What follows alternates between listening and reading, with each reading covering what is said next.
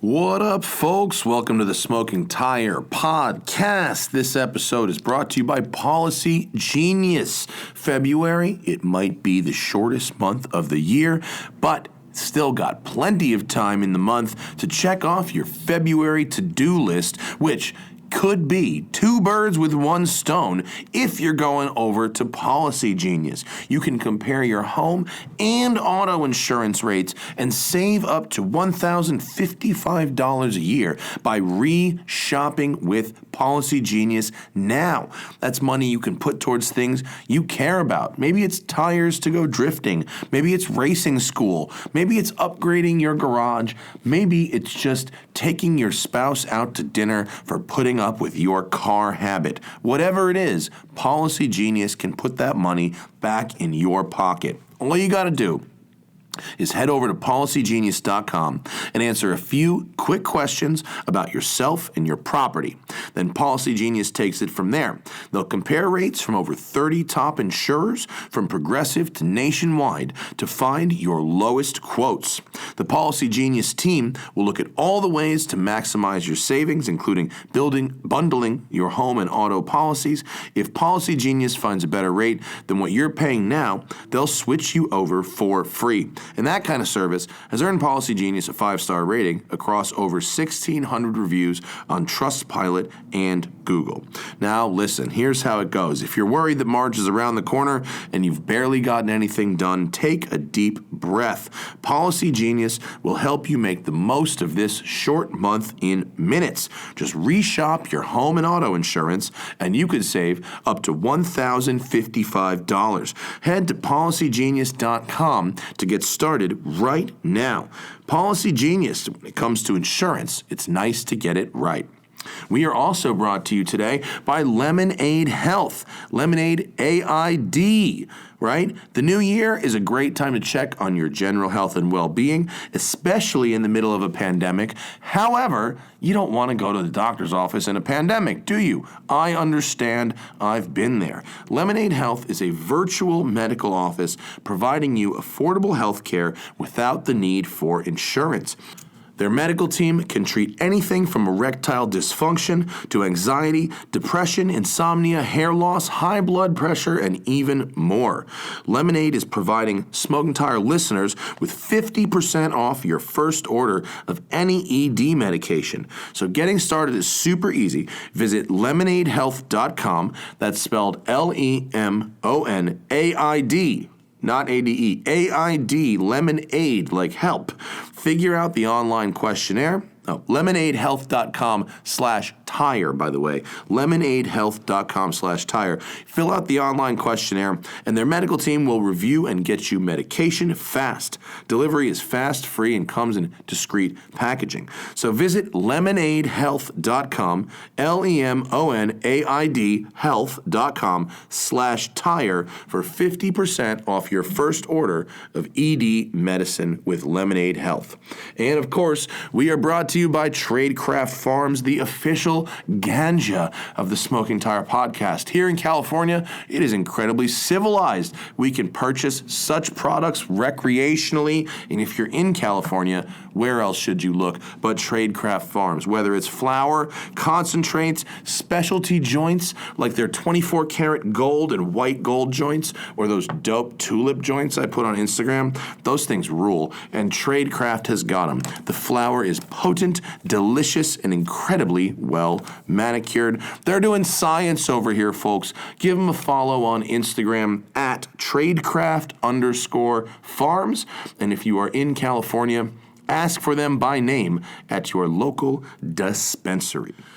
Alrighty, everybody. On this episode of the show, me and Zach are in studio talking about the Porsche Cayman GT4 with PDK.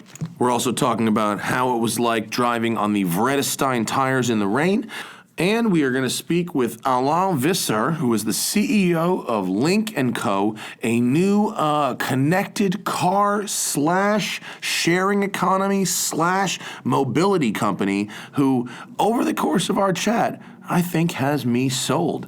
This episode on the Smoking Tire Podcast. It's the Crew Show. Zach and I in studio.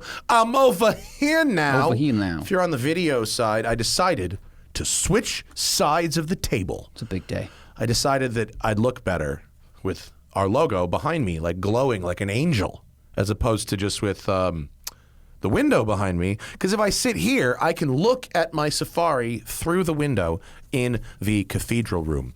Later in the show, we're going to have a little chat with the CEO of Lynk Co, and a car/mobility/ this is really just mobility company, Alain Visser, and he is going to be very cool. And I know that because in reality, we already had this conversation. In the meantime, Zach and I have been doing some car things. Yeah. Let's see. We got my Ferrari back from Donnie. We could talk about that.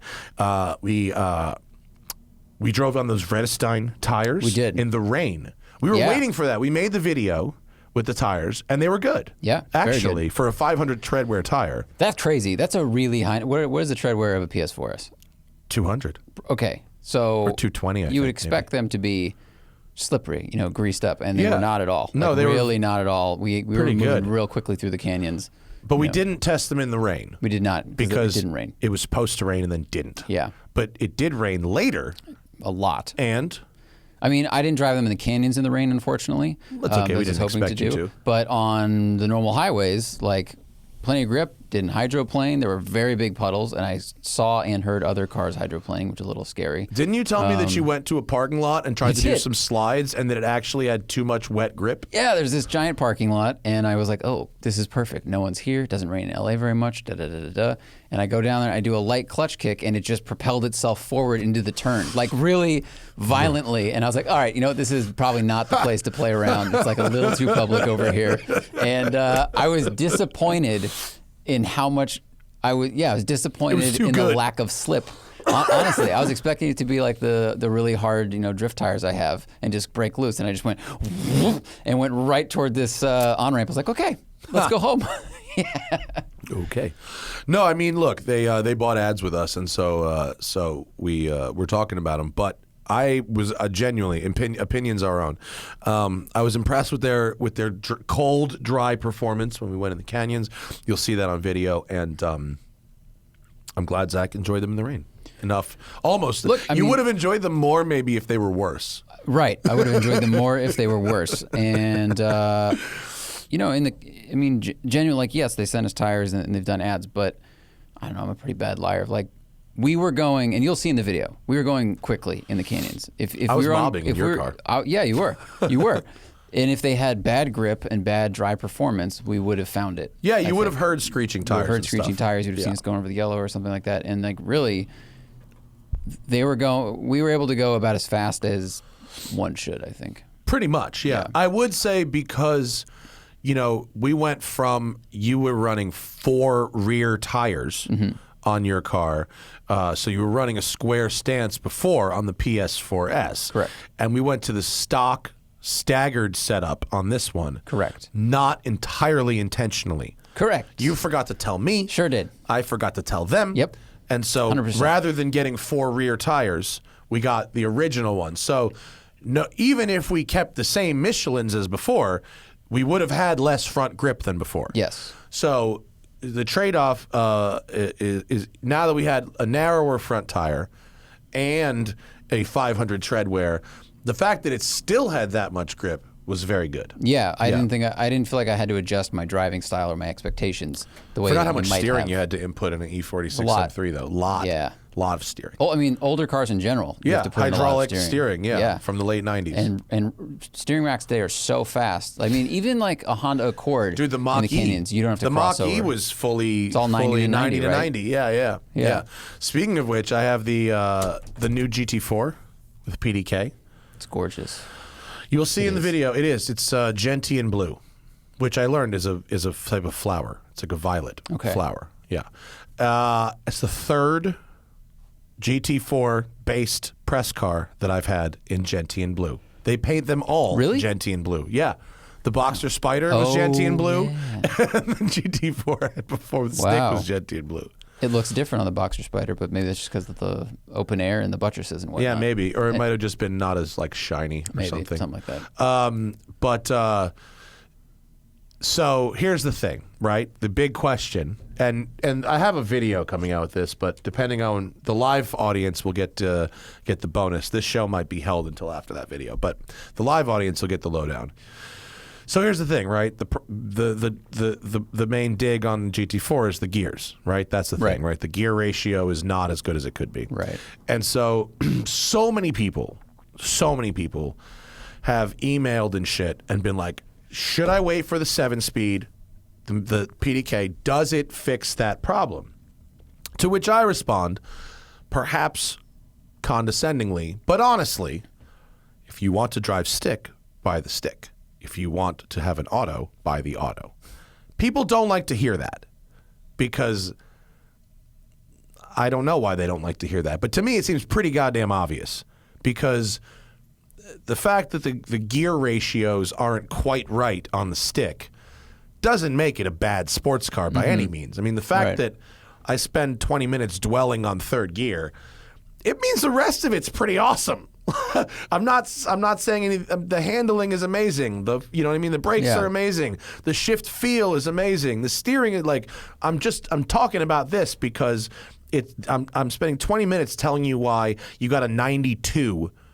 You know what I mean? Yeah. I'm telling the honor student why they got a 92. I'm not telling the average student why they got a C-. You know what I'm saying? Right. We're still Absolutely. at a 92. So when I tell people, if you want to drive an automatic, get the automatic. And if you want to drive a stick, get the stick. I'm not trying to be a dick.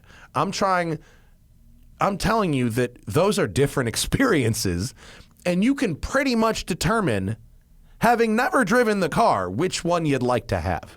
Yeah, if the ratio determined the experience of driving a manual, then every article would just be focused on math and what the ratio is, right? Like the experience of driving a manual is shifting, putting the clutch in, all that stuff, getting the rev matching correctly. Like it's just the interaction with the car. That little piece where you're like, I'm not accelerating as quickly as I'd like to. Right. Is kind of minuscule. So to ask the question, does the PDK, quote, fix the gear ratios? Well, there are 7 instead of 6. So each one does get a little bit shorter. And I know the exact math, but fixes it at what expense? Okay, yeah, the ratios are the correct speeds or closer to them, because they're not the correct speeds. They're closer. But I'm not using a clutch pedal anymore. So at what expense have I just quote fixed it, right? So to anyone who I responded this way in an email, and if you went, God, what a condescending fuck, I'm defending this position in what I feel is a pretty logical way. And you don't have to have driven a Cayman before, or a Porsche before, or a mid-engine sports car before to decide, I'd like my sports car to be automatic, or I'd like my sports car to be stick. Yeah. Especially given the fact that at this point, PDK, Porsche's automatic gearbox, is a 1,000% known quantity. It's PDK. I know what that is. You know what that is. It's the fucking same everywhere. Now, the ratios. In the stick, everyone take out your pencils. Take out your pencils. Zach, do you want to do a little, can you do it a lower third to visualize this? In the stick. What do we do? Just write what I say. Okay. In the stick, second gear goes to 84 miles an hour. Third gear goes to 114. Throw it on the board. Okay? Second gear goes to 84, third goes to 14. That's like crazy, right? Second goes to what? 84. 84. Third goes to 114. These are ridiculous. So that basically means that third gear is basically long enough that you never have to go into fourth in the Los Angeles National Forest, period. Like you can if you want to, but you're pretty much short shifting. Right. Okay. Now, for the PDK, second goes to, are you ready? 79. Unbelievable. And third goes to, are you ready?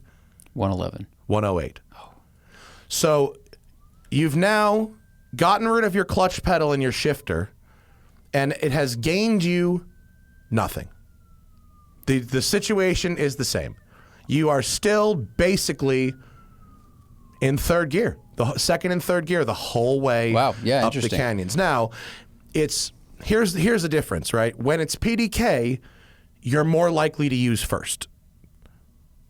So in a tight road, where in a manual car you would almost certainly just leave it in second and dip below the power band because the peak torque is 5,000, right? So think about how fast you've got to be going over 50 in second to even be in the torque band, right? Wow, yeah. So that really, in a lot of roads, that puts first gear in play. Any hairpin, basically. And I don't know about you, but unless I'm at an autocross, I'm not going to first. In a manual or in any car. Yeah, no, really. Most Unless cars I'm in really like a don't fucking, like going 2-to-1. Right. Really Unless don't. I'm in like a 4-speed, super old car, a GTO or something. Yeah. And even then, pretty much never. Yeah. With a PDK, more likely to use first. So there's that. Also, obviously, the PDK will accelerate faster in a straight line, objectively. Right. But does it fix it? No. Exactly the fucking same. You know what fixes it? Changing the gears, which is a known quantity since 2016. Right. You still have to change the rear end. At the end of all this, we funny. circle right the fuck back to, should I buy the PDK or should I buy the stick?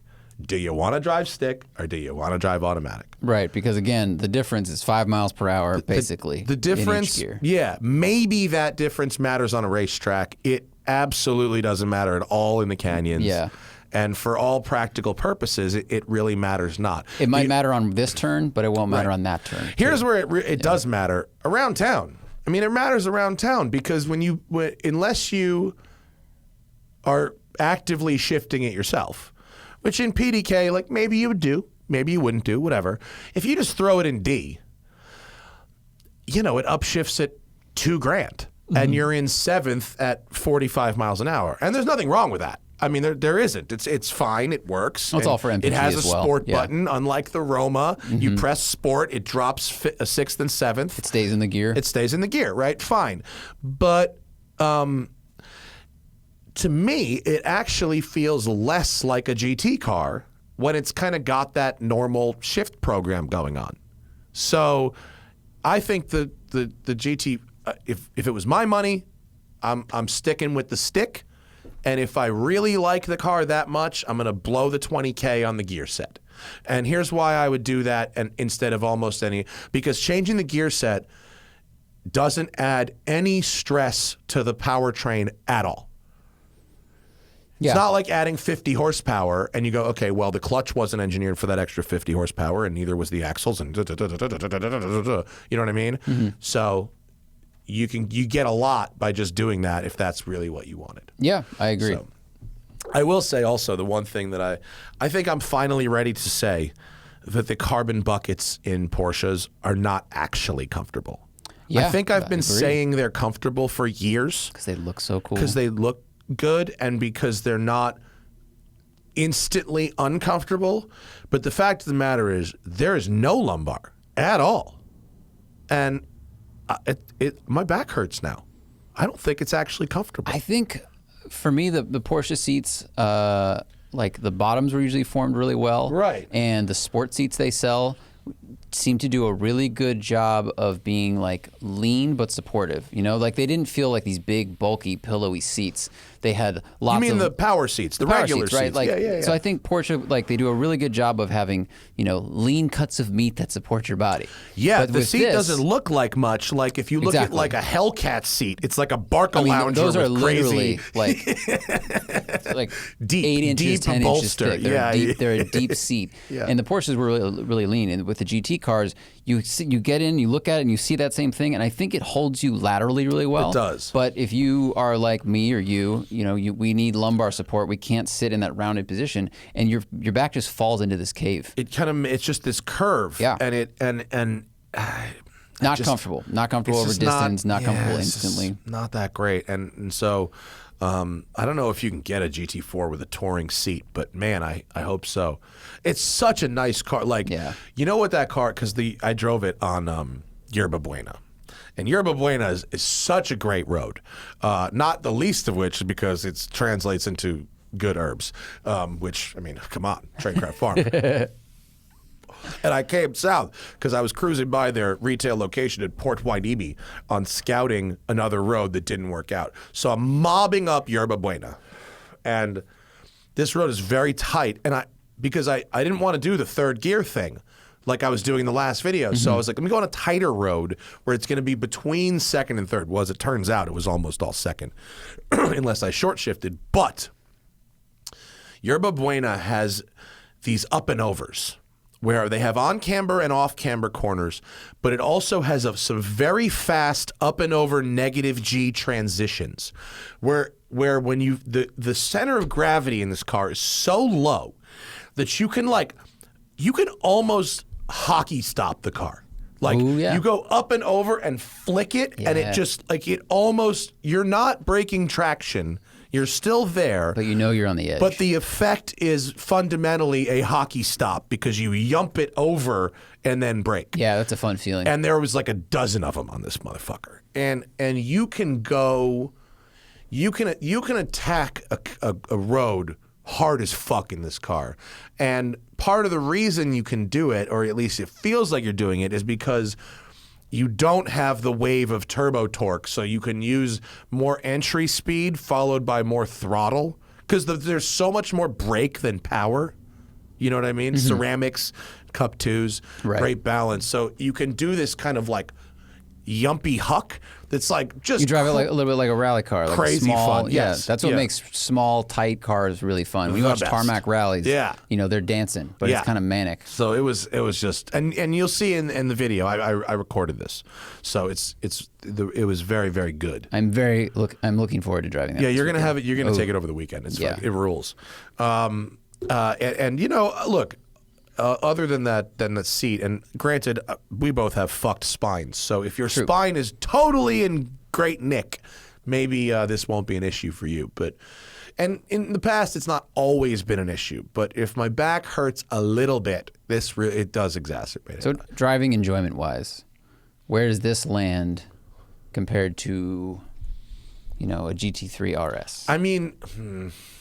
Because you got this yump thing, you got this hockey stop thing. No, like the They're balance different. is so good. Flavors, No, the balance is super good. Like, but I really feel like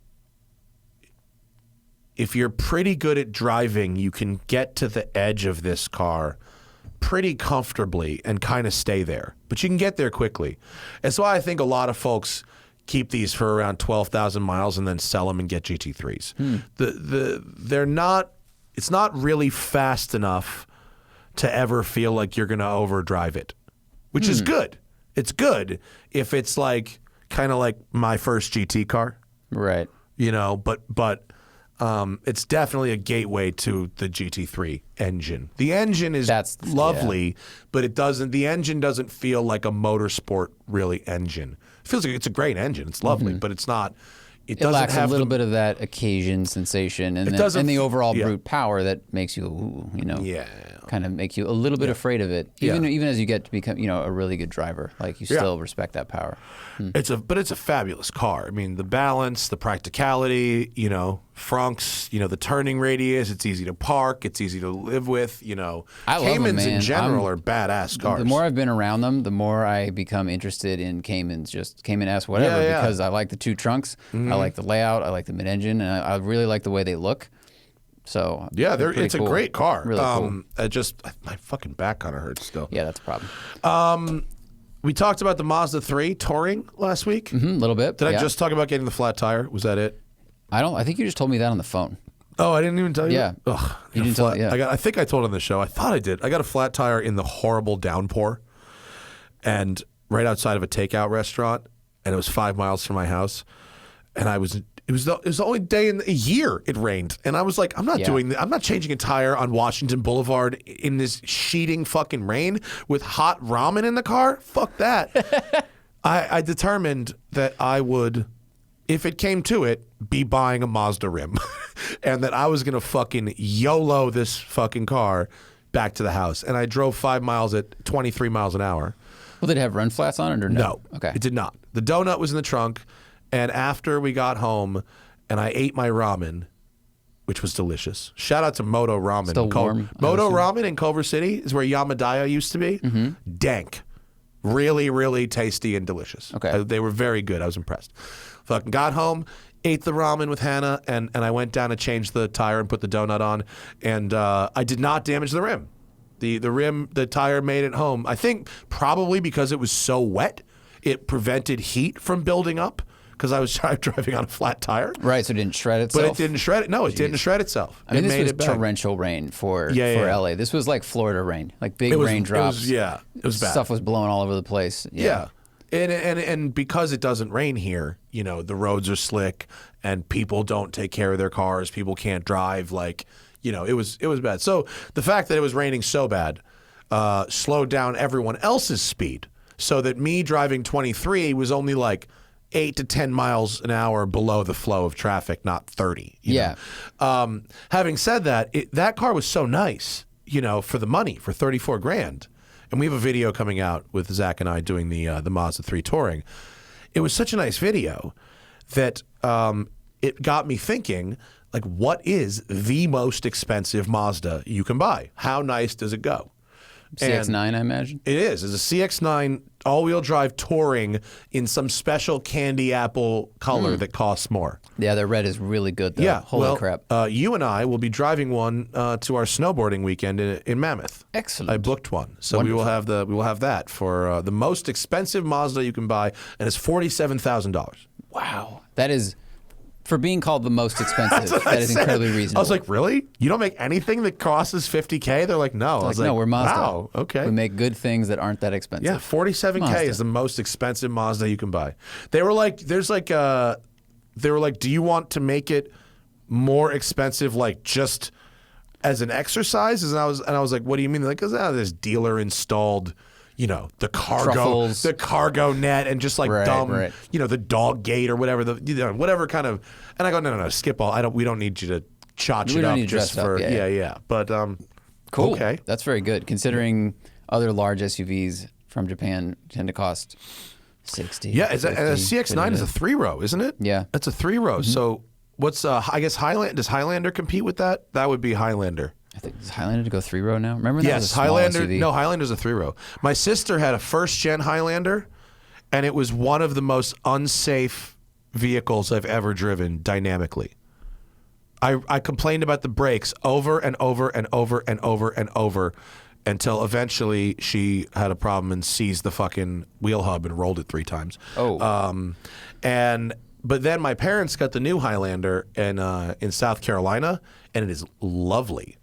Very comfortable, have a 3rd row. Very nice, and much bigger. And it's got the dash shelf, which I'm so about now, like Defender has, and we talked about with Doug. And pull a photo up. Dash shelf is That's good. really handy. The new Highlander actually was very good. Yeah, I think my parents got like a used 18. They didn't get the new one. All right. Well, this is a review from 2019. Whatever, it's that. It looks like that. Yeah. It's white.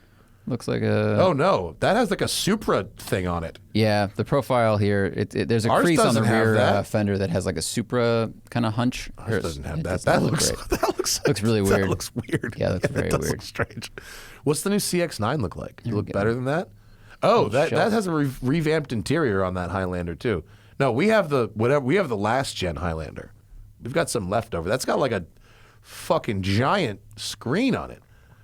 Mazda CX-9 2021 looks conservatively styled. Let's get that interior shot there. I mean, the outside looks like a big CX-5. 3. Yeah, CX-3. It literally looks exactly the same as if you enlarge the CX-3, doesn't it? Hey, And so does the interior too. It looks comfy. This is a very nice photo. Fine, $45,000 for that? Sure. Good steering wheel. Nice looking steering wheel. Looks like same shifter, same MMI controls, but they did they're still trying with the piano black, which looks good in brand new photos. Yeah. But even our press car, when the sun hits at an angle, it had light scratches on scratches. it. Yeah, it's not good. The other thing about this car that drove me insane, the Mazda 3 anyway. Hopefully the CX-9 doesn't have it. Was that you couldn't scroll through XM radio stations individually. This is a problem we've ran into now with a couple of press cars. A bunch of cars. And it's really annoying because it was never a problem. Every press car we got, I would just jump on satellite radio. Yeah. And I'd go 1, 6, and just scroll. And you could just scroll from 1 to 99. When it was knob-dominated systems. which seemed like Which this is. Though. Yeah. But it seemed like you could do it more before. Yeah. And now they're switching to touch, where they want you to use presets. But I don't know. I like more than how many presets do most of these cars, permit? 12? I mean, a bunch, 12 or whatever. And this may be a problem for everyone who. I think it's a few, but still, there's enough stations out there that a scrolling feature, especially because, like, if you listen to XM or Sirius XM, if you like rock music, then you're pretty much scrolling through every station in the 20s. Right. Yeah. And are you really just going to preset 20, 21, 22, 23, 24, 25? I mean, that seems kind of dumb. If you like hip hop, you're pretty much scrolling through every station in the 40s. Right. You know what I mean? So, like, especially. What if you like both of those? Like us. I exactly. like both of those. Exactly. Genres, Now we're just having a block of 20 stations as a preset. And if I'm in a bad mood, I'm doing, Octane in those in the early 30s, right. I think it is. Late 30s. Late 30s. It's roughly coincides with your age. Yes, exactly. So I did find there's a way in the Mazda 3, and what you have to do is go into a separate menu, and you can go to tune. It just says tune radio, but once you get into tune, you don't scroll to tune. You scroll once or twice to move it to left or right, and then tap tap tap tap tap tap tap to select. Oh, that's on the silly. wheel. Yeah, so I moved to like scroll up, tap, tap, 31, 32, 33, 34. Now I turn once towards the down arrow, tap down, 29, 28, 27.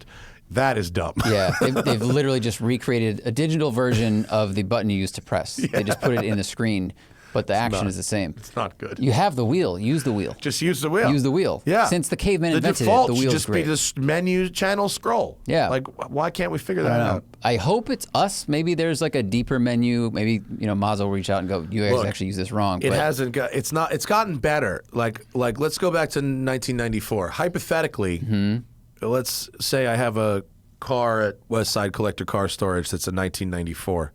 And hypothetically, it uses a Blaupunkt system, as many European cars do of that period. And hypothetically, someone took that car to get smogged. And hypothetically, the smog person disconnected the battery, which resets the stereo, and asks for a security code that you have to type in.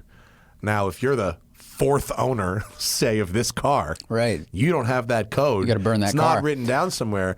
That stereo is a brick. Straight up brick. Done. You have to now go on eBay and buy a recovered one for like $600. Oh my God. Really? Yeah. You can't call Blaupunkt and be like, "Hey, remember 1994? Like they dust off the book and they give you the secret code?" No. You know what happens when you call Blaupunkt? It's a racket. They tell you got to call this other guy.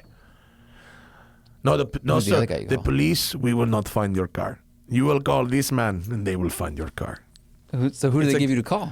They don't tell you who to call. They just tell you have to call a third-party service. So you start Googling around, and these are all like super shady. Send in your radio, and we'll unlock it for $500.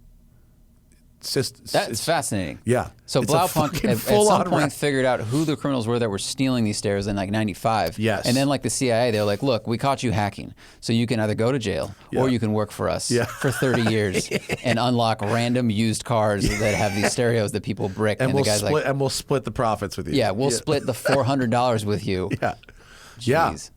Yeah. Weird, huh? That's a big problem. Yeah, no, it's a very good thing that we dug through that car extra hard and found the code written on someone's business card in the back of the owner's manual. This wouldn't be a good stereo for me because there are many times where I have a combo lock, not a combo lock. I'm usually going to. Oh, but don't worry. I have a key lock. Yeah. And I just look at it on something. And I go, I don't know where the key is for that, and I just know I don't, and I know it's gone, and I'm just like, well, I guess we're getting bolt cutters again. But but it's worth it because the stereo sounds like garbage. Yeah, it's more than because it's a trash stereo that should be thrown out anyway. But you know what that stereo does? When you turn that knob for tuning, it goes across the dial. It doesn't Right. jump to the presets. It also, when you turn that knob for tuning and it works, it increases the value of your original 911 very low miles. You must have the working original stereo. God, I can't believe that you brick a stereo. You can but brick it a makes stereo. sense because Yeah. people were stealing stereos a lot back then. Yeah. So this is a way to get around that. Yeah, the 94, is the, or I would say up until 98 for Porsche, was the last hurrah of single din. It was the last single din Porsche stereo. And that's when everyone was stealing stereos.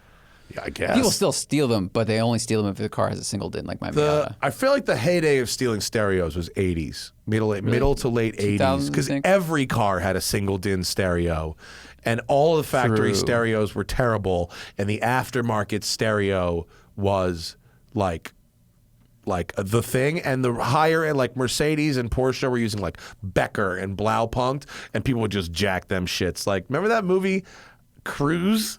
Remember that? I never saw it. We interviewed the director Robert on the Siegel, podcast. right? Yeah. They're the main guys. That was like early 80s. It was they were Musto, basically. Okay. Their whole career was stealing car stereos. Oh, shit. Yeah. I didn't know that. Yeah. Okay. Yeah. Before we get to our questions, everybody, we're going to have a quick chat with Alain Visser, who is the CEO of Lynk Co, an automotive and mobility sharing company. He's a really interesting guy and dialing in from Sweden, and let's have at it. So, Lynk Co, it's a very interesting company. I've been reading up on it. We've heard press releases and news over the last couple of years here in the States. So we're honored to have the CEO, Alain Visser, with us today. Thank you so much for joining us, sir. This is the show now. Thank you. And so you are in Sweden. The vehicles are being manufactured in China. We are a subsidiary of Geely and sort of sharing some componentry with Volvo. Give us a rundown of the structure of what Lynk Co is and why it's important. Yeah, I think we're basically, like to call ourselves a mobility company. So we have a car, but our business is not about the car only in terms of selling as many cars as possible. We have been founded, or let's say I started this company with the idea of the world doesn't really need a new car brand, but the cars are good enough today, but it's mobility that needs to be improved. So we are 100% subsidiary of the Geely company, indeed, and a sister brand of Volvo. Our car is based on the same architecture platform as a Volvo XC40, but with a totally different design, of course. But our concept consists of selling mobility rather than cars. So you basically buy a monthly, you become a member for a month, and in that membership you get access to a car that has everything included: service, maintenance, insurance, etc. And you can share that car as much as you want to, in a sense that you then reduce your monthly costs. And when you're a member of Lynk Co, you also get access to all type of activities, very lifestyle and sustainability oriented. So it's a combination of what some other car manufacturers are doing, where you have a monthly subscription program to the vehicle itself, combined with do you guys have Turo in Sweden? Or is that only an American thing? Do you know about Turo? No. Turo is it's like the Airbnb of cars. It's peer-to-peer vehicle rentals. And so a lot of people do their normal cars. They just rent out, and the user interface looks a lot like Airbnb would. And then they have some really cool, like I rented a vintage Ferrari on it recently for a couple $100 a day, and it's an interesting model. So it seems like you're combining the peer-to-peer with the subscription from the manufacturer into one. Is that about right? I think that's right, and I think it's fair to say that all the ingredients of what we do exist. But it doesn't exist yet, the combination of all the ingredients. So, and I think when you see, for example, that subscription is becoming quite common, the reason why we didn't call our concept subscription, but rather membership, is because the big difference is that in our case, it's only on a monthly commitment. A lot of subscriptions today are actually a different way of leasing, and you could almost say it's the marketing name of leasing. Yeah, the lease light. It's monthly. Yeah. Well, I think people really like the idea of no commitment. I think people like the idea of bundling, the idea of, okay, let me make one credit card payment or check, and it includes the insurance, and it includes, it's not a bunch of different checks I have to write in order to, not dealing with the DMV, not dealing with registration of the vehicle or renewing that. I could definitely see the advantages. The real question I have about this is, the sharing economy all of a sudden feels very 2019. And here we are in 2021, and where I live in Los Angeles, nobody wants to share anything anymore. How do we address that? Yeah, it's a valid point. And of course, in COVID times, the concept of sharing becomes like impossible. Yeah. I would say two things. First of all, our business model is not based on sharing, but it's really based on the monthly membership. We promote sharing in a sense that we see sharing as a way for consumers to reduce their costs, but also to increase the sustainable footprint, because 96% of the time the average car so we really don't want to get more cars on the road, but utilize those that are on the road better. What we also said is that within the membership agreements, we have this hygiene kit in the car that is hand sanitizer, etc., to really make sure that the sharing is in the best circumstances. But it's needless to say that today, in the current circumstances, sharing is not a very, very popular thing. But we're just assuming that will hopefully soon fade away. So yeah, it's interesting because you say and it says on the company's website, that you're trying ultimately to reduce the number of vehicles on the road, and yet you're also manufacturing and selling vehicles, which there's a little bit of. But I understand that they throw around that figure that vehicles spend most of their time parked. So is Lynk and Co. also going to be the marketplace for sharing that as well? And if so, is the price like fixed, or is the price going to be set by the subscriber of a particular vehicle? Is going to be set by the subscriber, and we had a lot of discussions about it. What's the best model? We ended up applying the, let's call it Airbnb model, where it's the subscriber who decides the price. Mm-hmm. And basically the sharing is an integrated part of the car. It's super simple. You on the screen, you make your car available on your app. You select the car that you then see when you have the app open, and basically we send you a code and your phone becomes the key, so you can open and access the car with your phone. It's brutally simple. But it's simple until it doesn't work. Zach and I have had some real trouble with the phone as a key system. It seems it's got some bugs that still need to be worked out, I think. Okay, well, I guess ours will work. Maybe you guys have better software than Ford's pre-production vehicles and Teslas do. I'll try it with. Are we going to get a Lynk & Co vehicle branded in America, or is this system going to be integrated with Volvo somehow?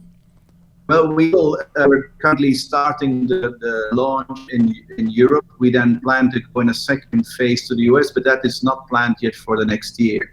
So, and it's not. So we're totally at the moment really seen as even, of course, connections with Volvo in the architecture. The car is shared, but the business is totally separate. The plan, however, for example, in Europe, is that we will use the Volvo dealers for the servicing of our cars. That makes sense. What would would happen? Is there some kind of like accountability? Let's say I have a car and I rent it out for whatever the term is that we're using, share it.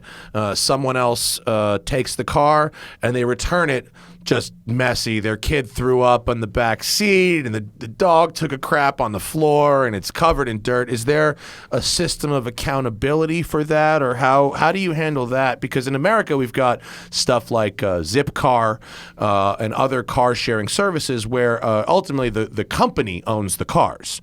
Here you've got private people at least subscribing to an individual car, I think. So how do you handle that? Well, actually, in our case also, when you have a membership, the car is still on our books, so it's our car. However, when you share, to your question, when you share the car to another person, our insurance that we have agreed, that we've signed a deal with now for all European countries, covers the car, the borrower, and the loaner. So basically everything is covered, and we have a system that before you take the car, within the app there is a picture or photography of the interior and exterior of the car, so we can really claim also what is different before and after the sharing. Got it. So it's a self check-in, check-out process? Exactly. Okay. Cool. I mean, I think it's an interesting model. I have a low opinion of Americans and their ability to share things. Now, Scandinavians, you guys, you're much better at sharing than we are, and I feel like I could probably see it from your perspective. And ours, I'm just going, oh man, I feel like these cars are just going to get so trashed, and who's going to blame the guy who trashes them? You know, that would make me nervous. Is it culturally a concern? I think we see a growing trend globally that people care less about ownership and are more open to sharing. I always say if people are ready to share their houses, why not their cars? It's even much more private. But it's definitely a growing trend. But I just also wanted to say, for us, there's 3 types of sharing. The first one is the obvious one that you refer to, is you have a car and you share with anybody. The second one is what we believe will be most used, is that you and maybe 2 of your friends say, I need a car, but I don't need it all the time. So why don't I sign a membership for in our case, 500 euros, say $500, but I just share it with my 2 friends. And that's the car that via the app we share amongst us. Well, that's interesting. And then the third one is basically in companies private where sharing. There's like 50 company cars. Instead of having 50 company cars for the 50 directors or vice presidents, why not have 20 that then they are shared between the directors? So we see those 3 forms. The second one, I think, the most important. I actually think number 2 and 3, the sharing within a private pre-approved group, that makes a lot of sense. Yeah. I mean, I could see a family sharing 1 car instead of maybe needing 2, or, you know, in America, we always get the biggest, fastest, heaviest, most luxurious, most expensive thing we can afford. And I feel like I feel like so many Americans buy giant pickup trucks because they might need to move a couch one day, you know? And so I feel like, I don't know if an American family would be able to replace 2 cars with 1, because what if I need to go to the store while you're at work? But I could definitely see the model in small businesses, for sure. You know where else I see it? Private pilots, where they fly around. All our friends, Alain, are getting in COVID are getting their pilot's license. It's a thing to do, and they fly around in little Cessnas, and they land, and there's these borrowed cars that you can use, and they grab them, and So I feel like there's a subscription model for that, for the recreational pilots, and to drop a couple cars at each of these airports. Yeah, I think there's like a generational shift, but also I know that I've been in situations if my car's in the shop or something, and I'm just like, instead of going, how do I solve this? I go, I'll take an Uber. And to me, it is now a natural instinct to do that. And I think this kind of piggybacks off of that, where people go, well, what will I do if I need the car? Like, well, there are other solutions to that. Yeah. What if you're using the car and I need it? Yeah. And you can just patch that up a bit and then share the car. But we could definitely get a Lynk Co. company vehicle that we could share. I'm about that. That makes sense. Sharing a car with a few friends, like in college or whatever, that makes sense. Yeah, I think so. And we believe that will be the biggest opportunity. And we also believe that most of all in cities, where it's difficult to park, where you don't want to drive around with too many cars. So if there you have 2 friends or family, you just share a car amongst some friends. What we also are starting to do, which I don't know if it exists in the US, it's becoming popular in Sweden, is that you have apartment buildings with, say, 50 apartments, and they have a garage for 10 cars, and these cars are part of the buying of the apartment, and you basically share the cars amongst the owners. Oh, that's interesting. Like a homeowners association owned, management owned cars. Oh, I could see that being cool, because you don't necessarily, that, like you said, it's a use case thing. I think that could be very cool. Yeah, that would be great I have for not heard of that apartments. here, I'll say, but that is a good idea. It's especially a problem because in Los Angeles, where we live, and in a lot of other cities in America, they're really slow on the EV infrastructure. You know, and the mandates for how many parking spaces you have to have for your apartment buildings and your commercial buildings versus the amount of charge infrastructure from the cities, it's oftentimes like in conflict. And so the ability to have like shareable cars like for an apartment complex would be cool. Well, you also hear they don't have a 1-to-1 ratio of rooms or apartments to parking spaces. So a lot of excuse me, apartment buildings in Los Angeles, when they built them, they turned a house into an 8-unit building, and they put in 2 parking spaces, and everyone just parks on the street. And that was fine, like through the 70s. But now you'll have numerous apartment buildings that have to share the same street. Yeah. There's not nearly enough It's a parking mess. for the residents. So sharing group cars would be a good idea. Yeah. Especially with work from home stuff. Yeah. It's cool. Are you, Alan? Are you a car enthusiast, or are you more of a social developer here? It would be difficult to deny that I am, because I've been 34 years in the car industry. So I spent my entire life in the traditional car industry, and the last 10 years of which I've been saying, why the hell does anything change? When I started in '86, the car industry and business model was exactly the same as it is today. And actually, a century ago, it was exactly the same. We engineer and design cars, we build them in our big factories, and we ship them to dealers who sell and service them. And there's, for me, a disconnect between this same exact business model and an incredibly fastly changing consumer world. I thought there's something wrong there. If we start a new brand, let's really do it in line with what consumers want today, rather than just copying what we've done for the last century. I think that you're probably right, because we're starting to see some of the mainstream manufacturers dipping their toe in the same water now.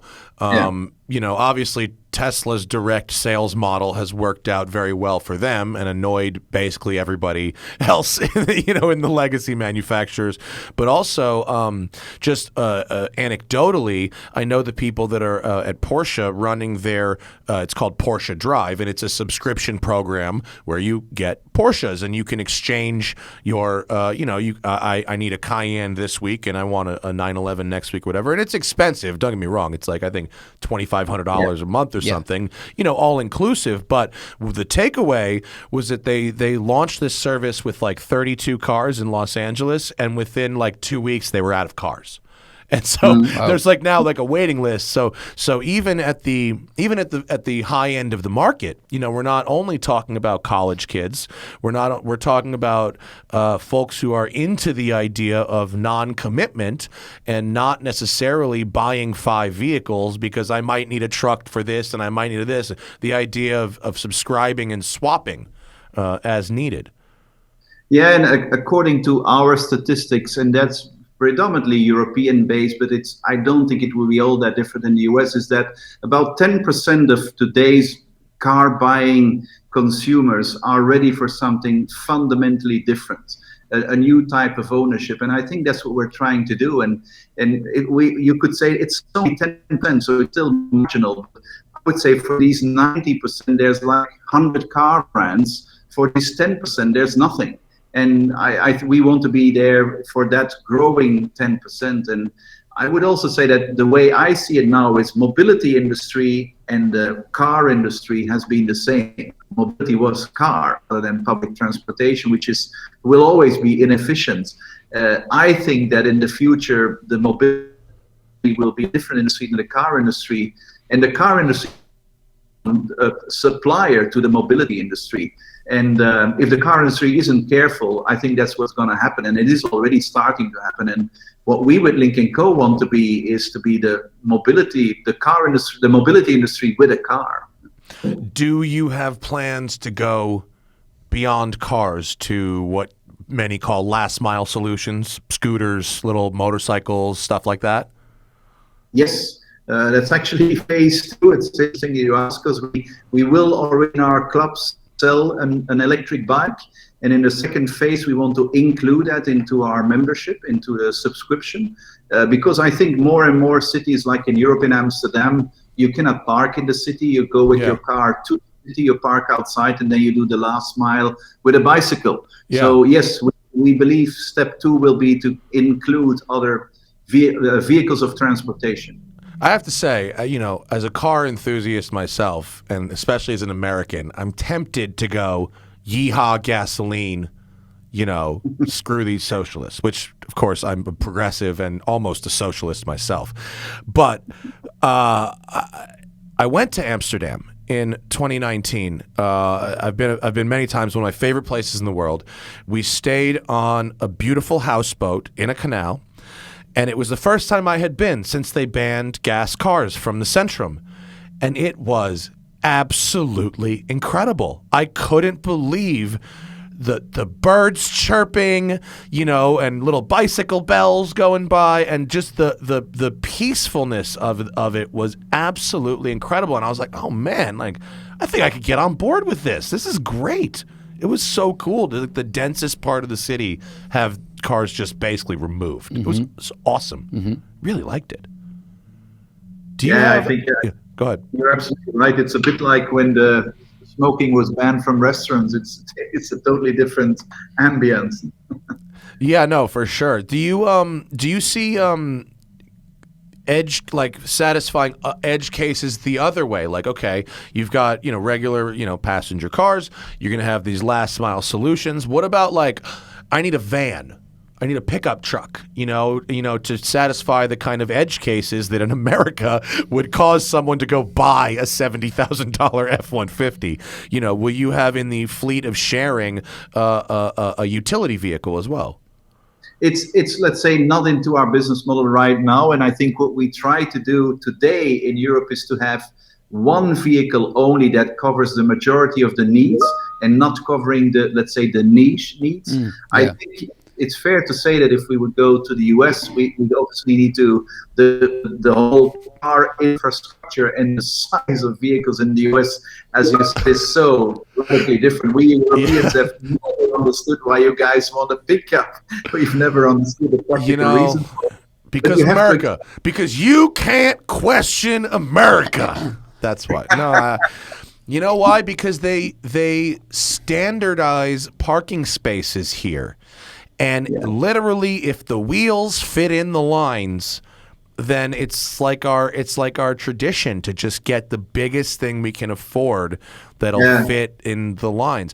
And also, you can get, in fairness, I've driven a $70,000 pretty nicely loaded up Ford, Chevy, and Ram pickup truck. The amount of features and luxury stuff that you get in a truck at that level compared to a mid-level 5 Series BMW or a mid-level Volvo or a mid-level E-Class, you literally do get more. You physically, you get more horsepower and more cooled seats and cup holders, and objectively the measurements are bigger, so it's more leg room and shoulder room, and it kind of does feel like you get everything. It is a better bargain. As long as you live in somewhere that's big enough to, park it without it driving you crazy. I don't, and our gas is so cheap. If, God forbid, gas hits $4 a gallon here, there's armed revolts at the State House. We can't handle that kind of thing. So we just get the biggest stuff we can. That's just the way that Americans work. It's indeed, as you say, and look, you know the market there a lot better than me, but we see that an urbanization, more and more people are moving to the cities, and in it becomes the more difficult to get rid of these cars in terms of parking. So don't you think that even in the US, predominantly in the cities, there is the possibility for a trend of a downsizing car? I'm not disagreeing with you, Alain, at all. I'm mocking my own citizenry. In fact, I think there is plenty of room for what you're talking about, especially if the car feels premium. Especially if the experience feels premium, and especially if now that we're dealing with a pandemic, especially if it feels safe. the sanitization aspect of it. Just because in our job, we get press cars, right? So they deliver us a new car every week. And, I kind of roll my eyes when they do it. But when they show up at the shop here, it's like another 20 minutes of sanitizing and wiping and spraying. And, it might just be theater. It might be doing something. I don't know. But I just have this image of a car passing from person to person. And I know you said that it's a very small part of your model to have strangers sharing the car versus people within a circle. But that to me is where I kind of I'm hesitant to jump on board. The rest of it sounds good. Well, actually.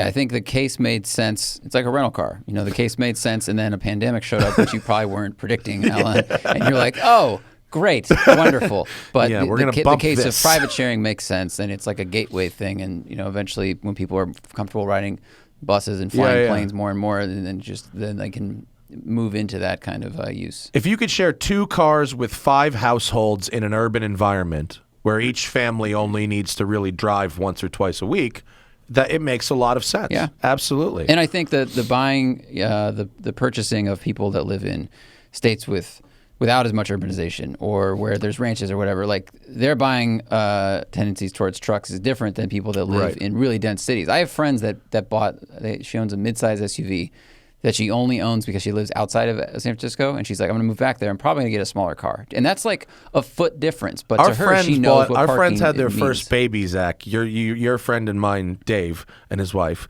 had their first baby and bought a Hyundai Palisade, the 7-passenger SUV. Very they have one baby. Yeah, that's not necessary. That is not. But they don't have to park. But if you live in a city where it's dense, where you need to park on the street, or park in New York or something like. Garages and streets are the same as they've been in America for 50 years, in Europe for 300, 400 years. Right.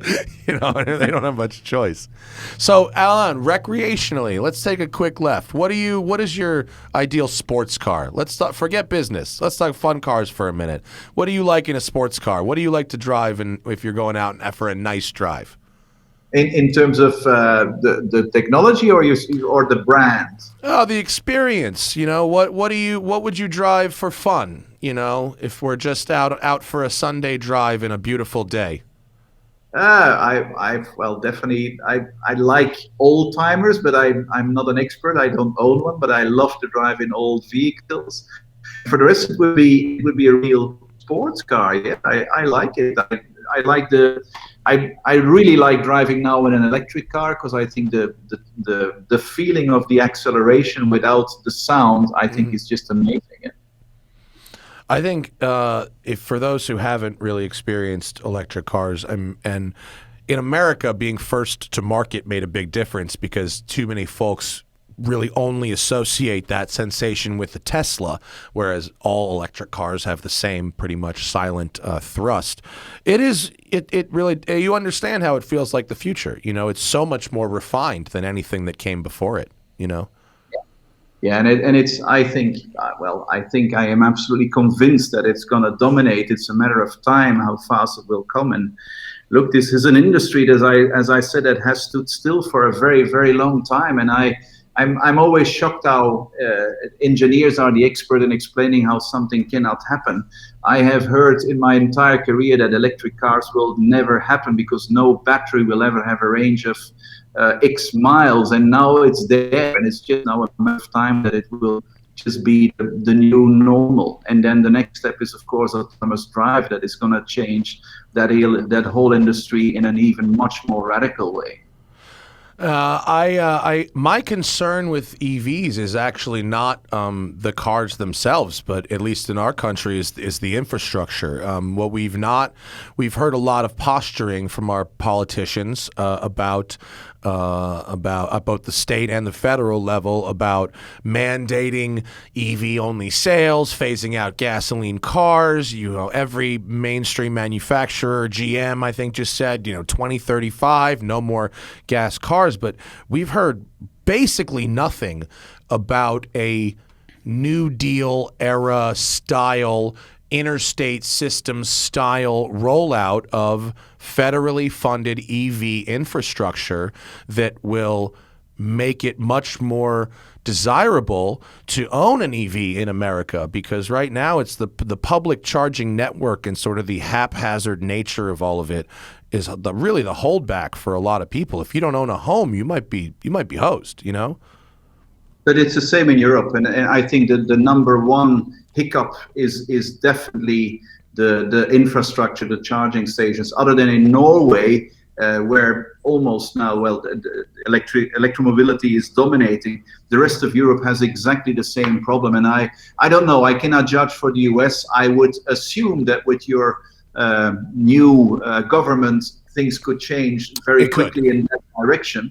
But I think infrastructure is definitely the biggest issue. And I would dare to say that today a pure BEV vehicle, if that's the only car, is not the best solution to have, because it's inconvenient in terms of charging. And let's face it, I find it always interesting when I read like, wow, you will now have the infrastructure to charge your car in 20 minutes. But imagine you have to fill up your car with petrol and it would take 20 minutes. You'd be furious. Yeah.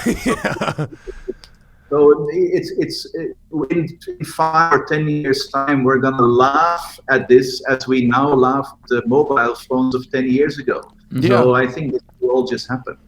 I also think there's a little life left in the petrol engine. I mean, to go to Sweden, right down south of you, Christian von Koenigsegg and his free valve technology, which I've seen in action, can squeeze a bit more life out of the gasoline engine and make it substantially more efficient without giving up any power, which is cool. Yeah, and exactly, the 3-cylinder engines in Europe had to become very popular, but that's been a very short trend, because now everything is indeed going into hybrid and pure electric. Well, look, I have to say, I wasn't a skeptic, but I really was dwelling a little more on the public peer-to-peer sharing aspect of your business model. And now that you've got me thinking about the private network sharing and all that, I got to say, I'm a believer. I'm about it. It sounds interesting. I can't wait till we can get some Lynk & Co vehicles in America. I've driven an XC40. It's very nice. Yeah. If it's like that, sure, great. XC40s are nice. Yeah, absolutely. Yeah, it's a good. Because we haven't talked about the car, but it's a very good car. Let's face it, it's a plug-in hybrid with a range of 70 kilometers, which is like, what is that? 45 miles. 45 miles. Yeah, that'll do. It means that most people who live in a city always drive on a battery. So I think it's a very good vehicle, and we've also Can you use the onboard petrol engine to charge up the battery? So that's I think in the nicest Volvos you can. Can you do it in yours as well? That is exactly the case, yeah. And so for example, also the braking charges the battery. So indeed, you have quite a good range. And maybe just another little thing that might interest you. I've always been intrigued that in this industry, when you choose a car, you end up having 15 colors, 7 wheel sizes, 7 different engines, and then hundreds of options. We have decided to offer 2 cars, a black and a blue, and that's it. No option. So it worked for Henry Ford. Yeah, exactly.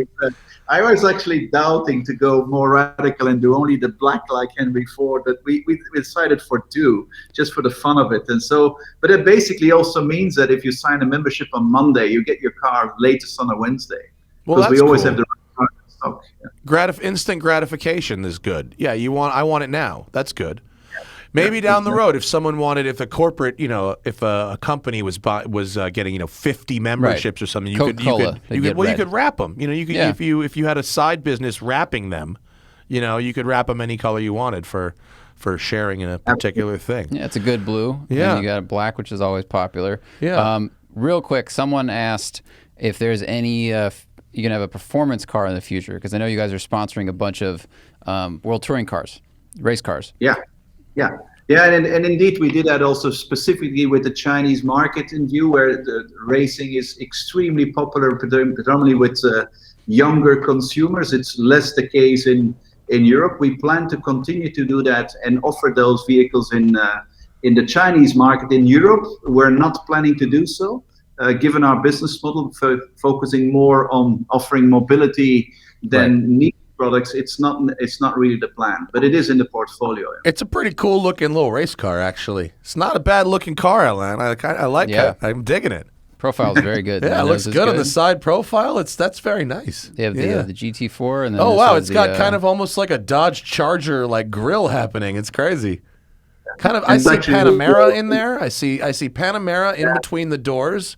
I see a little Dodge Charger in the nose. Pretty cool looking little race car. Well, follow Lynk Co on Instagram. It's LYNKCO. Lynk Co on Instagram, and you can Google it and go to their website, check out their cars and the subscription model. And their CEO, Alain Visser, happens to be very cool and one hell of a pitch man. Thank you for joining us so late in the evening, your time, Alain. I really appreciate it. Great to see you. Thank you. Bye-bye. Thank you very much. Stay warm over there. Bye, my friend. Yeah, thanks. Bye-bye. Initial CT4 and 5 Blackwing thoughts. I'm glad that they have put the correct engines and transmissions. The CT5 Blackwing is the only V8 manual drive sedan. The only V8 powered manual drive sedan available on sale right now. So I don't know when we'll get to drive them. I hope soon. They gave me like someone at GM like wrote me an apology letter because I guess they gave me the all-wheel drive CT5 and they were not supposed to do that. They're supposed to give me the rear-wheel drive one, which apparently drives much better. Oh. I trashed the CT5. I remember that very well. It was terrible. I would say that anything that will eliminate that gearbox I had to use from the CT5 is an improvement. Including giving you a manual transmission. Making it a manual, that's the best case scenario. Well, I bet they'll work on the programming a lot with this one, right? Yeah, I hope so. There's no way that they're going to put it on flagship, super fast sedan and not make it, shouldn't it be as good as Corvette's transmission? No. Corvette's different. Dual clutch. This is going to be an automatic. I know, but they got to make it close. They can't. Automatics can't get close to dual clutches. But they're pretty good at them nowadays. They're okay. They're not as good. It's going to have the 10-speed, and the 10-speed sucks. The 10-speed, not bad. The 10-speed, last 10-speed I used was horrible. Really? What did I use it in? I think these cars. Wasn't it in the CT5? Yeah, that wasn't a good review. It was not good. It wasn't good. It was not good. I'm just saying, if this is their performance sedan, they have to make it good. Because they know the take rate on the manual is going to be so much lower than the automatic. I know. I want it to be good. You know what I don't see on the road ever? Last gen CTSVs. No, I saw one a couple days ago. Did you really? Yeah. I don't see them I see the often. ones that came in a wagon and shit. I see those. Yeah. I don't see the most recent one. Ever. True. I think this market is just. That's probably. I true. think people it's in not an LA. LA car. It's not. The people here buy Mercedes. They true. lease. I should say everything, but they lease the most luxurious brand they can park. That's a good point. We got to Thomas's question. Good. Cameron, opinion on hydrogen electric cars compared to battery-operated cars. I mean, I've never driven one, actually. I've never driven one. Isn't the new Mirai the hydrogen car? Yeah. So after Doug's show where he talked about it, the Toyota lady got a hold of me and asked if I would like to drive it. Yeah. I said that I would if they could do it on some certain days, and if not, if they couldn't make those dates happen, I was going to have to wait until April. I don't know if she responded to my email. It doesn't look like she has yet. She's not responded to my email yet. We're going to drive the Mirai soon. It's another infrastructure. It's an infrastructure discussion, thing. It's a thing, and I think a lot of people will go, well, this one would be easy. Then maybe they could retrofit gas stations more simply, and you can fill it up really quickly. But it still requires a change. Right. Yeah. But it's not. I don't want to say that I don't have an opinion on him. It seems like a great zero emissions technology without the same. I don't want to speak out of turn on this one, but something tells me the infrastructure change to turn gasoline stations into hydrogen stations is not nearly what it would take to turn them all into EV stations.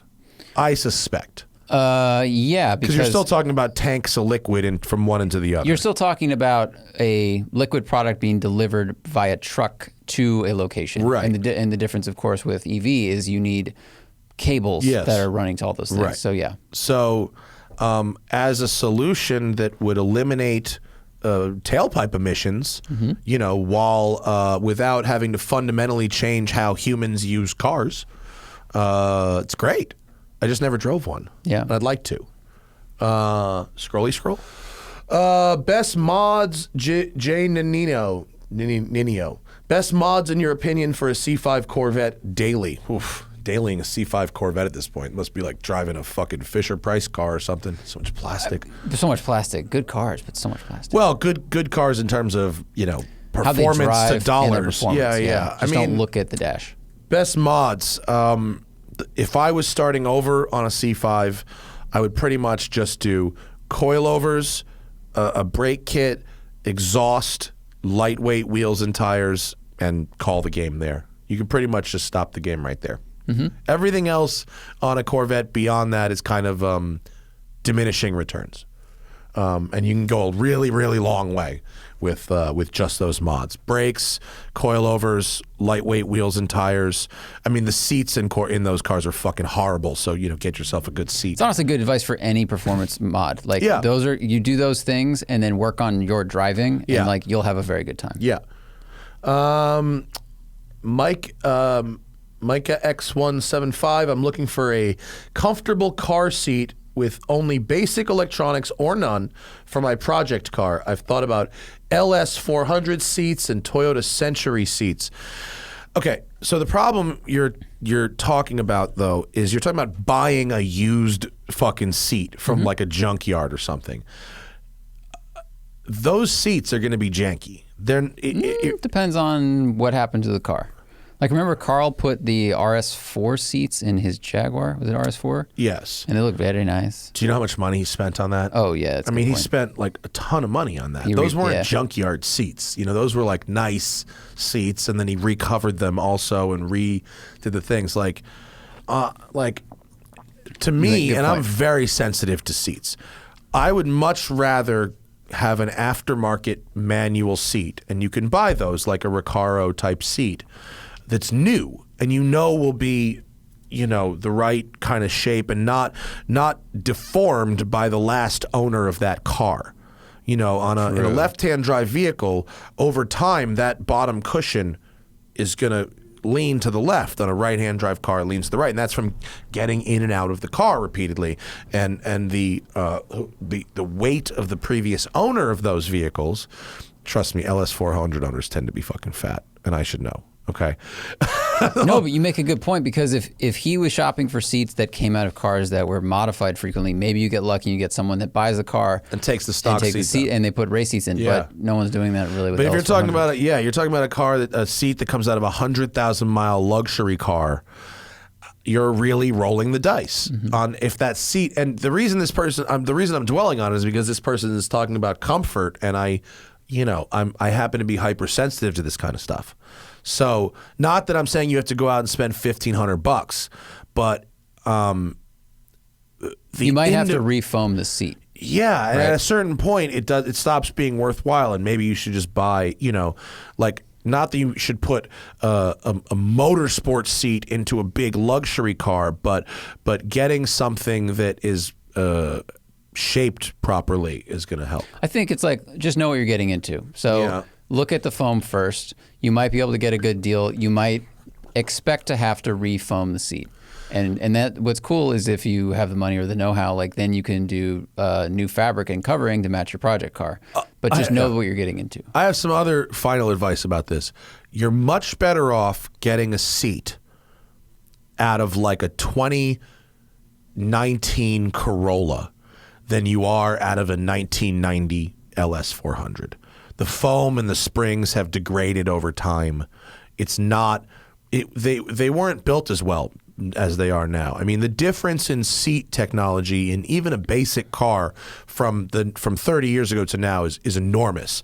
And so a seat might look big and cushy, but those LS400 seats have very little support in them. If your back is sensitive, it's not going to be a great experience compared to even sort of an economy car seat from the last couple of years. Yeah, I mean, to support that point, with the Mazda we drove, they did a lot of work analyzing spines and movement. And I always learn that and I go, don't we already know all the things? Like, we don't know all the things. So even with comfort and noise with that car, which is a brand new car, they still analyzed how people sit and the seats were comfortable. And so they're constantly perfecting that science. Yep. A couple people like Lynk things. That's good. M. Denny says, when do I move on from my 1988 Fox body street car, similar to my old build? I mean, when you reach the point where the next level of modification to keep it interesting just starts getting really expensive. It's pretty easy to hit a wall with a Fox body. When you get to the end of what you can do with a basic 302, you have to replace the engine. You hit that wall with a 302, and it's now you're into a new engine. And if you're into a new engine, you might as well get a new gearbox. And if you're going to do a new gearbox, you might as well go. And now you're talking about, your $25,000 project car needing another $25K. And so it's hard for me to use the phrase tuning out of class with a Fox body, because Fox bodies are for projects. Like, that's what they're for. But, I got to the end of my Fox body by doing up the chassis to where it was beyond the engine, and then realizing, okay, if I want to make this thing interesting, I have to put a Voodoo engine in it, which then I'm not going to use the T5, and now I need the 6-speed, and that means a custom drive shaft, and now I have to do all those things and so by the time I was looking down the door at $30,000. And so now I'm going to put another $30K into this Fox body that I put $30K into. Like, oh God! Or I could sell the car, in its current dialed-in state, and then take all that and put it into something else. So, I mean, if the end of how do you move on? If you need more speed or you need more something, and the cost of getting it just isn't worth it. That's why. That's how you move on, Mike. Not Mike, whatever your name was. Sorry. Next guy is Mike. M. Denny, sorry. Mike wants a sub $30,000 summer mountain cruiser, an occasional track day car, looking at a Gen 6 Camaro, Mustang GT, base C6 Corvette. Nothing new under the sun there. All your choices are rear-wheel drive, V8 power, available with manual transmission. What else falls under that category? I mean, you can go a little older, 25K. Maybe you can go for like an E46 M3. 25K won't get you a great one, but it'll get you into one. It'll get you a pretty good one, yeah. It'll get you into a little bit, but 996 Porsche, which is not a V8, but is certainly available as a manual and makes a great summer cruiser for sure. If you want an occasional track day car, Camaro. I mean, the Camaro or the C6 Vet, like. C6 Vet is hard to beat. It's really hard to argue with. It's hard to beat. And it gets 28 miles per gallon, and it has a big trunk, and it goes really fast, and the platform, you can grow with it for a long time. Like, yeah. I mean, and the Camaro, I feel like, is basically trying to be a Corvette, and it's less ergonomic. It's not as comfortable, and the visibility's worse, and the trunk opening is smaller. Like, I would skip, if you're looking at both of those, get the Vet. Yeah, I agree. If you're looking at, yeah. And the 550 GT Mustangs, they're fine. I have reviews. They're nice.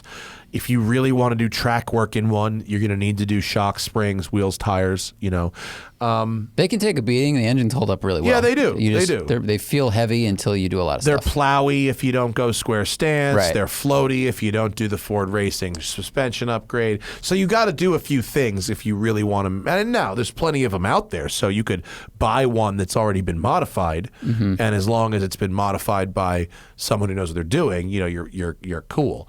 You could also, maybe a Z4 M coupe or Z3 M coupes, maybe earlier ones. That's if you want to go a little older. How much are used TTRSs, the good one? I don't know if they might be in the 30s. In the 40s. Yeah, 30 you gets you into Caymans as well. A Cayman S, first gen Cayman S, early second gen Cayman.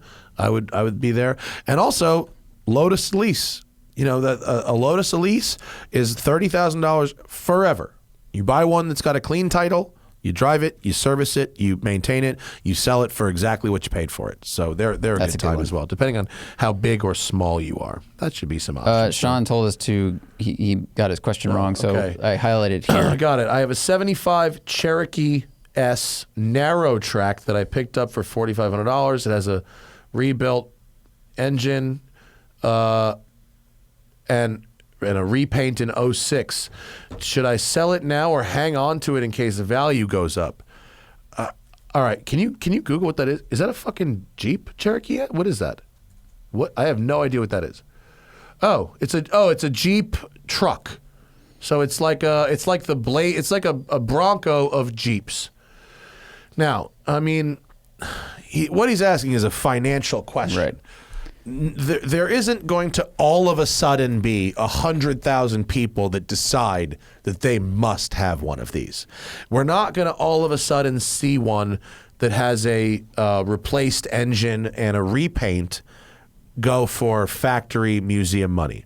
Now, you should not be looking at this car as an investment that will appreciate, because if you keep it, it will cost you money to keep it, right? Yeah. It costs you space, it costs you time. If you got to insure it, register it, whatever, put gas in it, it costs you, right? So you shouldn't think about a car, and this is a general question, a general answer.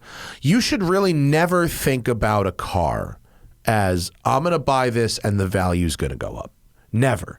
You should think about, can I buy this and own it without getting too hurt?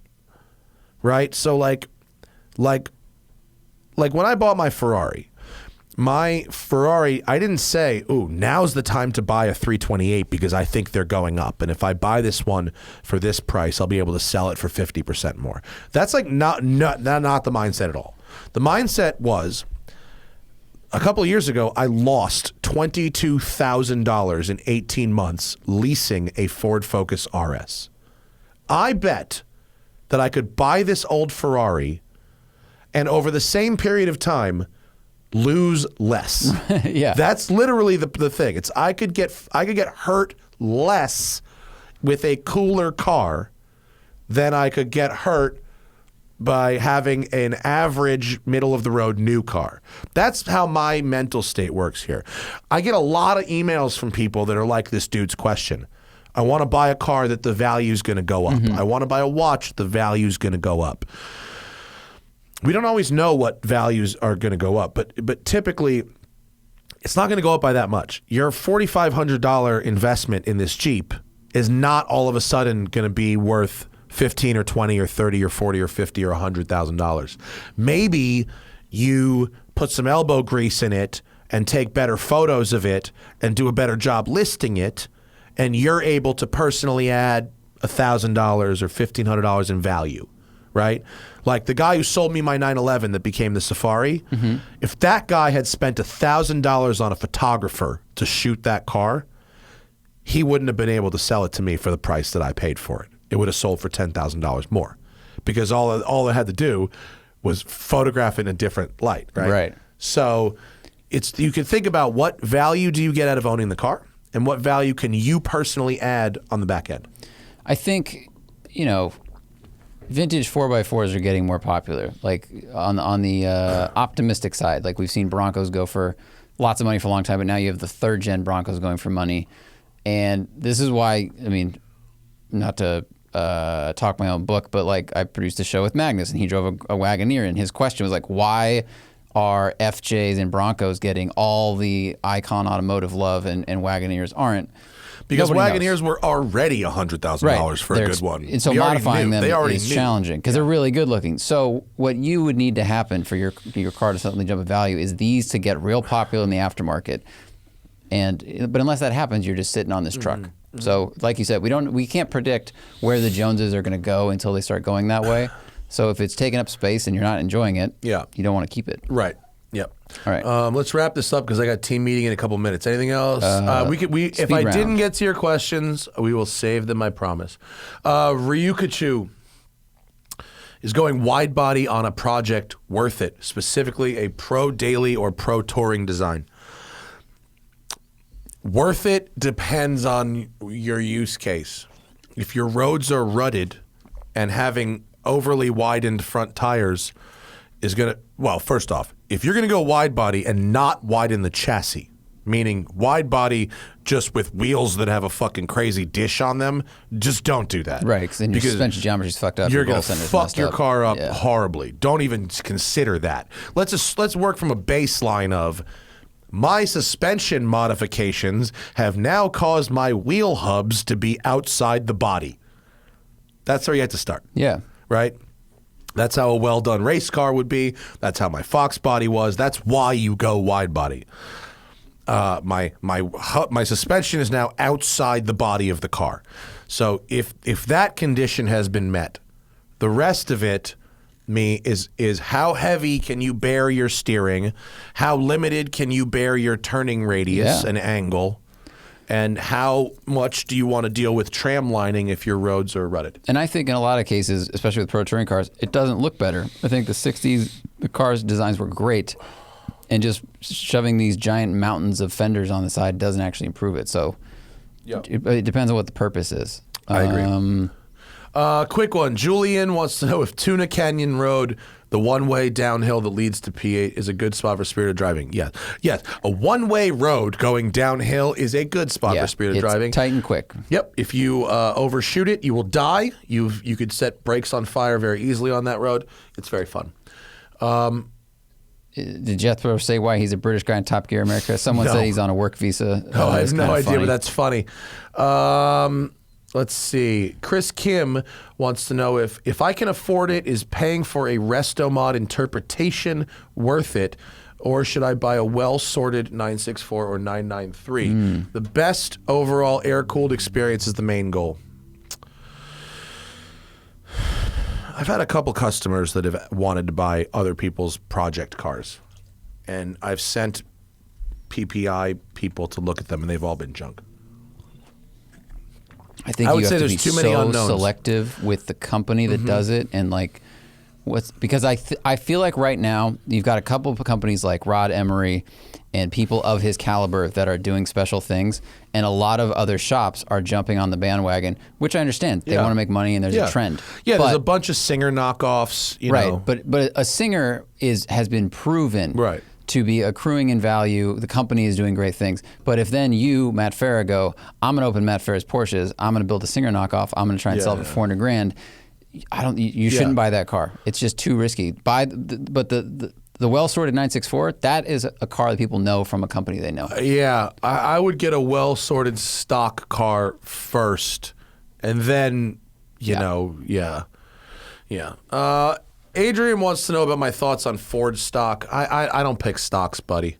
I buy land. Sorry. I appreciate your question, but I don't want to pick stocks. J Rock BK, a 318 Ti with an S52 from an M3. I'm bored when it feels slow. You just get rid of it, dude. You've already put the biggest engine in that car that you could put in that car, other than doing an S54 swap. But like I just talked about with homies, you've already swapped the engine. Buying and doing it again, you know. No, I think you need a different sell the car. Cuisine, not adding spice. Yeah, sell the car. All right. I just got the craziest fucking heartburn ever. Well, we are done anyway. Well, that's good.